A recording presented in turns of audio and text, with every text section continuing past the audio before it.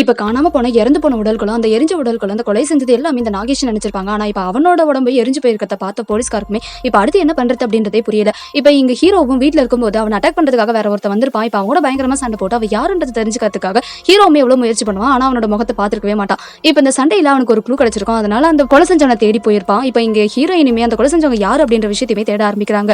இப்ப ஹீரோவும் கொஞ்ச நாள் கழிச்சு போலீஸ் ஸ்டேஷனுமே வராங்க. நான் உங்களுக்கு கொலைகார யாருன்றதை கண்டுபிடிச்சிட்டேன், இந்த பேப்பர் படிச்சு பாருங்க, அது யாருன்றது தெரிய வரும்னு சொல்லிட்டு ஹீரோவும் அந்த எஸ்ஐ மேடம் கிட்ட கொடுத்துட்டு போயிடுறாங்க.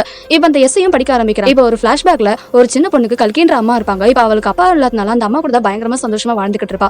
இப்ப அவங்க அம்மா ரொம்ப நாளாவே இவளுக்காகவே வாழ்ந்துட்டாங்க. இப்ப அவங்க அம்மாக்கு ஒரு கல்யாணம் பண்ணி வைக்கணும்னு சொல்லிட்டு இவளுக்கும் ஒரு ஆசை. அதனால அவங்க அம்மாவோட ஃப்ரெண்டு கிட்டயுமே பேசுறாங்க. இப்ப அவங்களுமே அவ கல்கி கிட்ட பேசி, உன் பொண்ணு உனக்காக ஆசைப்படுறா கல்யாணம் பண்ணிக்கிறதுக்கு, நீ ஏன் கல்யாணம் பண்ணிக்க மாட்டேன்னு சொல்லி கேட்கறாங்க.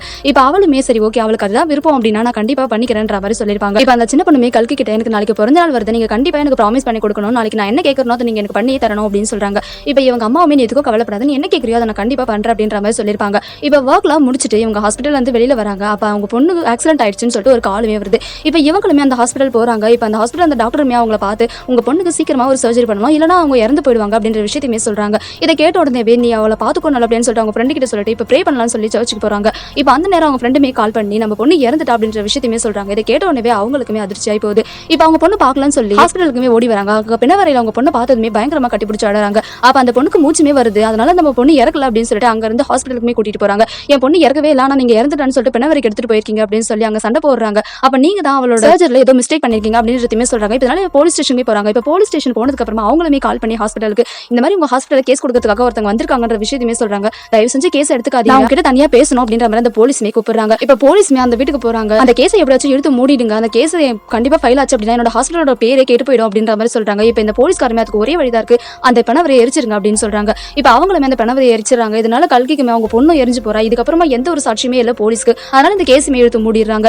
இப்ப அந்த கல்கிக்கு இதுக்கப்புறம் நம்ம பொண்ணே இல்ல, நம்ம மட்டும் வாழ்ந்து என்ன பண்ண போறோம்னு சொல்லிட்டு மேல இருந்து குதிச்சு இறந்து போயிருப்பாங்க. இப்ப அதை படிச்சு பார்த்தா அந்த எஸ்ஐ மேடமும் ஹீரோ கிட்ட வந்து அப்ப இந்த விஷயத்துல கல்கி இறந்து போயிட்டா, அப்ப இந்த கொலை எல்லாம் செய்யறது யாருன்னு சொல்லி கேட்பாங்க. இப்ப ஹீரோவுமே கல்கி இறக்கவே இல்ல, கண்டிப்பா அவங்க உயிரோடு இருக்காங்க, அவங்க தான் இந்த வேலையை பார்த்திருக்காங்க அப்படின்ற விஷயத்தையுமே சொல்றாங்க. அது எப்படி அந்த 3வது மாடியில இருந்து இறந்து போன கல்கி எப்படி இந்த வேலையை செஞ்சிருப்பாங்கன்னு நீ நினைக்கிற அப்படின்னு சொல்லி கேட்கும்போது கண்டிப்பா அவங்க இறந்து போயிருக்காங்க அப்படின்றத நீங்க பார்க்கல, நானும் பார்க்கல, அவங்களோட பாடியுமே கிடைக்கல, அப்படி இருக்கும்போது அவங்க இறந்துட்டாங்க அப்படின்றத நம்மளால எப்படி சொல்ல முடியும்ன்ற மாதிரி சொல்லிருப்பாங்க. இப்ப அவங்களுமே அப்படின்னா அவங்க எங்க இருப்பாங்கன்னு சொல்லி கேட்கும்போது இதுல வேற யாராச்சும் சம்மந்தப்பட்டிருக்கலாம் அப்படின்ற விஷயத்தையுமே சொல்றாங்க. இப்ப இறந்து போன அந்த 3 உடல்களுமே அந்த ஹாஸ்பிட்டல் சேர்ந்த அந்த 3 பேரோட கேஸ்ல இன்வால்வ் ஆனவங்க மட்டும்தான். அப்ப இந்த விஷயத்தை கல்கி மட்டும் தான் செஞ்சிருக்க முடியும். அப்படி இருக்கும்போது அவளை காப்பாத்துறது மேபி அந்த கேஸ்ல இன்வால்வ் ஆயிருந்தா நம்ம கான்ஸ்டபிளா இருக்கிறதுக்கு வாய்ப்பு இல்லையான்னு சொல்லி கேட்கிறாரு. இப்ப எஸ்ஐ மேடமும் இந்த போட்டோவை கல்கியோட போட்டோவை எல்லா போலீஸ் ஸ்டேஷனுக்குமே கொடுக்க சொல்றாங்க.